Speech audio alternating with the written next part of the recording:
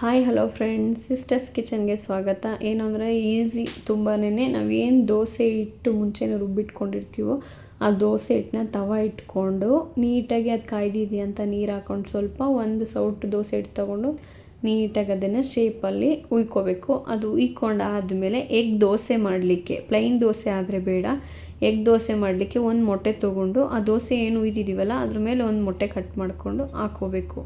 ಒಂದು ಮೊಟ್ಟೆ ಕಟ್ ಮಾಡ್ಕೊಂಡು ಹಾಕ್ಕೊಂಬಿಟ್ಟು ನೀಟಾಗಿ ಅದನ್ನು ಏನು ಸೌಟಿರುತ್ತಲ್ವ ಅದರ ಸಹಾಯದಲ್ಲೇ ನೀಟಾಗಿ ಸುತ್ತ ಅದನ್ನು ಮಿಕ್ಸ್ ಮಾಡ್ಕೊತಾ ಬರಬೇಕು. ಏನು ದೋಸೆ ಇದೆ ಅದರ ಸುತ್ತಲೂ ಅಷ್ಟು ಬರಬೇಕು.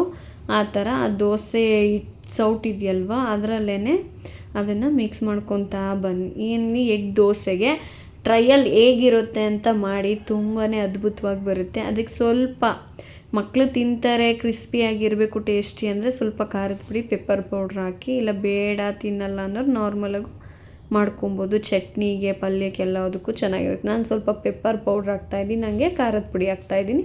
ಸ್ವಲ್ಪ ಉಪ್ಪು ಹಾಕ್ಕೊಳ್ಳೋರು ಹಾಕ್ಕೋಬೋದು. ನಮಗೆ ಬೇಡ ಅನಿಸ್ತು ಅದಕ್ಕೆ ಉಪ್ಪೇನು ಹಾಕಿಲ್ಲ. ಇವಾಗ ಸ್ವಲ್ಪ ಎಣ್ಣೆ ಹಾಕ್ಕೊಂಡು ಅದನ್ನು ಮಗ್ಚಾಕ್ಕೊಳ್ಳಿ. ಈ ರೀತಿ ಬರುತ್ತೆ ದೋಸೆ. ಇವಾಗ ನಾವು ಯಾವ ಶೇಪಲ್ಲಾದರೂ ಮಕ್ಕಳಿಗೆ ಕಟ್ ಮಾಡಿ ಬಾಕ್ಸಿಗೆ ಹಾಕಿ ಕಳಿಸ್ಬೋದು. ತುಂಬಾ ಅದ್ಭುತವಾಗಿ ಬರುತ್ತೆ. ಈ ವಿಡಿಯೋ ನಿಮಗೆ ಇಷ್ಟ ಆಗಿದರೆ ದಯವಿಟ್ಟು ಶೇರ್ ಮಾಡಿ, ಕಮೆಂಟ್ ಮಾಡಿ, ಲೈಕ್ ಮಾಡೋದನ್ನ ಮರಿಬೇಡಿ. Thank you.